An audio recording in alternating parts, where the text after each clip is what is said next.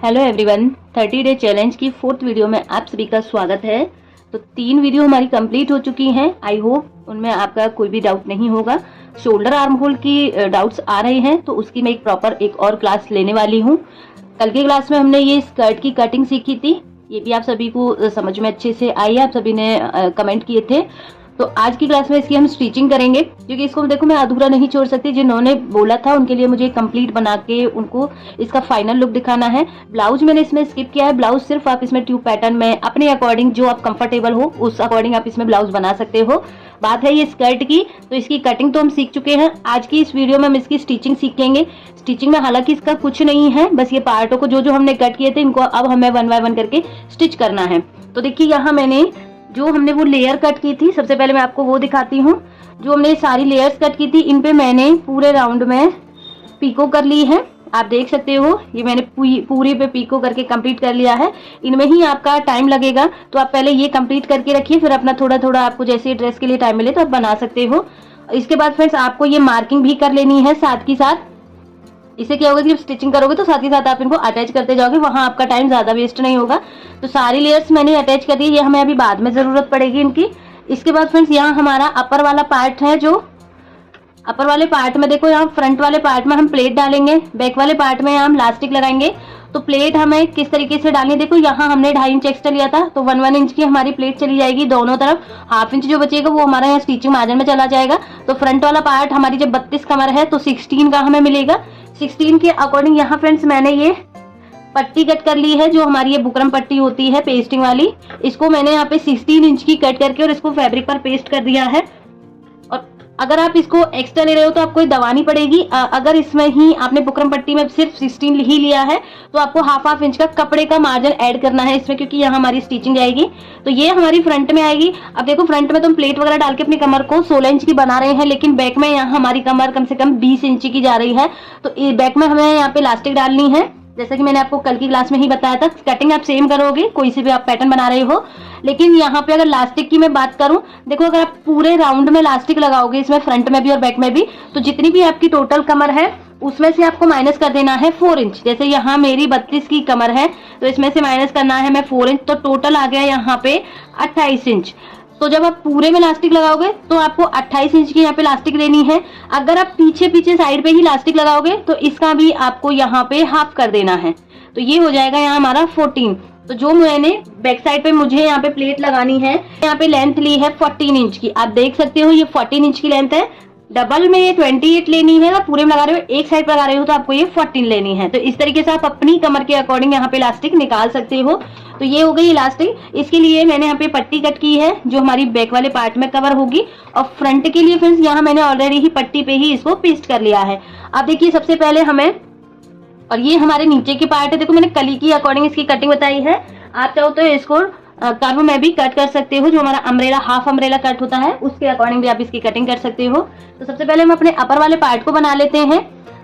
तो देखिए फ्रंट वाले पार्ट की अगर मैं आपको चौड़ाई दिखाऊं, पहले सिलाई होने से पहले हम इसकी जैसे चौड़ाई नापते हैं, तो इसकी हमारी चौड़ाई आ रही है 21।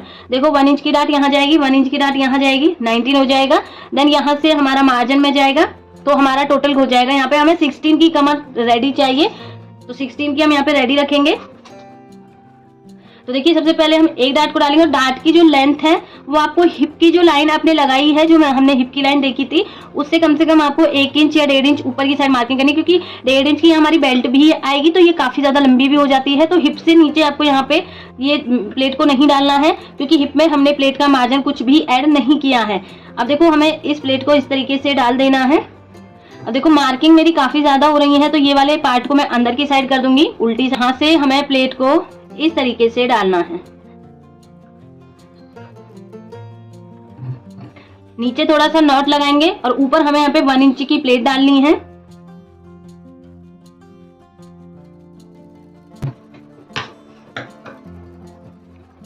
अगर आपका यहाँ पे कपड़ा थोड़ा एक्स्ट्रा दिख रहा है आपको ऊपर से, तो आप साइड से उसकी कटिंग कर सकते हो। जरूरी नहीं है कि आप यहाँ पे प्लेट को मोटी कर दो या इसमें एडजस्ट कर दो। कई बार ऐसा होता है कि हमारा कपड़ा स्ट्रेचेबल होता है, कटिंग होने के बाद वो थोड़ा सा ज्यादा बढ़ जाता है। तो आप पहले प्लेट डालिए, साइड का मार्जिन छोड़िए, जहां आप 1/2 इंच ले रहे हो वहां 1/4 इंच ले लीजिए। ऐसा होता है कभी कभी हमें लूज भी करना हो जाता है, बाकी का जो भी एक्स्ट्रा फैब्रिक है उसको हमें ऐसे कट कर देना है। सेम हमें अपनी दूसरी प्लेट को भी डालना है।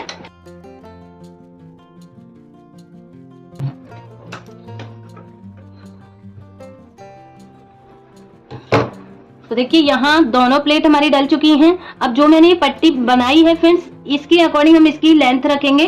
तो देखो अगर मैं इसको नाप के देखूं तो ये पूरी हमारी आ रही है इस तरीके से। तो कहने का मतलब ये है हाफ इंच का मार्जिन भी ऐड हो रहा है इसमें यहाँ पे, और ये पूरी हमारी कमर के अकॉर्डिंग अब सेट हो गई है। अब देखो ये पट्टी हमें किस तरीके से लगानी है फ्रेंड्स, जिधर साइड ये पट्टी हमारी पेस्ट हुई है ये साइड हमें सीधी साइड रखनी है, मतलब ऊपर की साइड ये होनी चाहिए, अंदर की साइड हमारा ये वाला पार्ट होना चाहिए। पहले ये पट्टी पे हमें जिधर साइड ये पेस्ट हो रखी है इधर हमें एक सिलाई से इसको सेट कर लेना है। आप चाहो तो यहाँ मोटी भी सिलाई लगा सकते हो।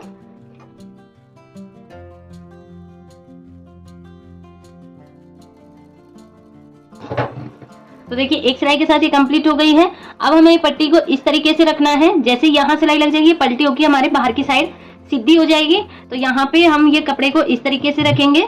ये पैंट प्लाजो में मैंने आपको कई बार बता रखा है, बहुत सिंपल है, इसको आप आराम से इजी तरीके से। अब देखो कई बार क्या होता है प्लेट को हम इस तरीके से स्टिच कर देते हैं तो यहाँ से हमारा खिंचाव बन जाता है। तो आपको प्लेट को इस तरीके से बना के नीचे की साइड करना है। अब आप इस पे बेल्ट अटैच करो कुछ भी करो, आपका यहाँ पे बिल्कुल भी खिंचाव नहीं बनेगा। तो इस तरीके से आपको प्लेट को नीचे करना है। आप ब्लाउजों में भी ये कर सकते हो।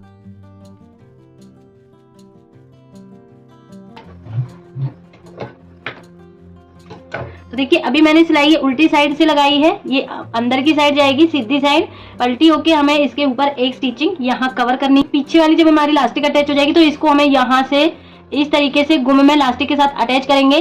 तो ये वाला पार्ट हमारा इतना बन चुका है। इसके बाद फ्रेंड्स ये दूसरा वाला पार्ट लेंगे हम अपना, और इसमें यहाँ हम अपनी पट्टी अटैच करेंगे। जो इलास्टिक वाली पट्टी है उसको लगाएंगे इस तरीके से। तो ये पट्टी को पूरी मैं अटैच करके इलास्टिक इसमें सेट कर लेती हूँ। फ्रेंड्स यहाँ मैंने बैक वाले पार्ट में इलास्टिक को कवर कर लिया है, अटैच कर लिया है। सिंपल है, कटिंग मैंने बता दी इलास्टिक आपको किस तरीके से लेनी है। अब देखो ये हमारी सीधी साइड है, क्योंकि देखो पीछे मैंने लिख दिया तो मैं अंदर की साइड उल्टा करूंगी। इसके बाद फ्रेंड्स यहाँ हमारा ये सीधा वाला पार्ट ये रहेगा और सीधा ही हमारा ये है, तो दोनों का सीधा सीधा पार्ट हमारा बाहर की साइड आना चाहिए इस तरीके से। तो यहाँ हमें ये जो बैक वाला पार्ट है इसको फ्रंट के साथ में इस तरीके से अटैच करना है। या इससे क्या होगा कि साइड से जो आपका यहाँ पे कोना बनता है वो नहीं बनेगा, और यहाँ से जो एक्स्ट्रा फैब्रिक है वो भी हमारा यहाँ पे अंदर की साइड चला जाएगा। तो इस तरीके से यहाँ पे ये जो हाफ इंच का गैप छोड़ा है यहाँ हम सिलाई लगाएंगे। इस सिलाई को पूरा हमें नीचे तक लगाना है। अब देखो यहाँ हमारा हिप वाला मार्जिन है, ये तो कमर का मार्जिन हमारा हो जाएगा। इलास्टिक है पीछे, आगे फ्रंट में बेल्ट है। अब यहाँ से हमें इसको स्टिचिंग करना है कि एक साइड से स्टिच हो गया है, सेम तरीके से हम इसको दूसरी साइड से भी स्टिच करेंगे। दोनों साइड से स्टिच हो गया है इस तरीके से। अब देखो इलास्टिक तो बन गई हमारी, बट जो हमारा बेल्ट वाला पार्ट है इसको मैं अंदर की साइड पलटी करना है इस तरीके से। अगर देखो यहाँ हम ये बुकरम पट्टी को ही ज्यादा एक्स्ट्रा लेते तो यहाँ पे बहुत ज्यादा मोटा मोटा सा हो जाता है। तो आप हाफ इंच अपने कपड़े को ही एक्स्ट्रा लीजिए और बुकरम की पट्टी को सिर्फ अपने जितना आपकी कमर है उसका हाफ करके इसकी यहाँ से कटिंग कीजिए। तो यहाँ आपका बिल्कुल भी ये मोटा मोटा भी नहीं होगा और एकदम फिनिशिंग भी अच्छे से आएगी। अब देखिए अंदर की साइड पलटी हुई है फ्रेंड्स, यहाँ पे हमें एक सिलाई लगा के इसको कवर करना है। तो इसी के साथ ये पूरा ऊपर का पार्ट हमारा कंप्लीट हो जाएगा। तो देखिए फ्रेंड्स यहाँ अब ऊपर से बेल्ट और इलास्टिक कंप्लीट हो गई है। और देखिए कई बार क्या होता है, जो हैवी लेडीज होती है जिनका हिप साइज भारी होता है, तो अगर वो इस तरीके से भी बनानी है तो वो साइड में यहाँ पे जिप भी अटैच कर सकती है। कई बार ये चढ़ता नहीं है, पहनने में दिक्कत होती है, तो वहाँ आप अगर फ्रंट में इलास्टिक और फ्रंट में आप बेल्ट और बैक में इलास्टिक लगा रहे हो तो यहाँ साइड में आप जिप अटैच कीजिए, तो आपको पहनने में ईजी होगा। अगर आपका साइज नॉर्मल है, हिप साइज आपका हैवी नहीं है, तो आप इस तरीके से भी बना सकते हो, आराम से पहन जाता है, इतनी ज्यादा दिक्कत नहीं आती है। बट अगर लगाना चाहो तो आप यहाँ जिप अटैच कर सकते हो। तो देखिए ये अपर वाला पार्ट हमारा कंप्लीट हो गया है। इसके बाद में जो हमारा ये नीचे वाला पार्ट है जो हमने ये कलियों में कट की थी, इन कलियों को हमें अटैच कर लेना है। जैसे 2 कली हमारी ये बंद हुई थी, 4 कलियां हमारी इसमें ओपन कट हुई हैं, तो जो 2 कली हैं वो हमें एक साइड पर अटैच करनी है, 2 कलियां हैं वो हमें दूसरी साइड पर अटैच। हाँ मैंने एक कलियों को अटैच कर लिया है और ऊपर से मेरी जो कली की चौड़ाई है वो थोड़ी कम हो रही थी, तो मैंने जो साइड से कपड़ा बचा था इसमें से उसमें से ये म्यानी सी कट करके साइड में मैंने यहाँ पे जॉइंट अटैच कर लिया है इस तरीके से।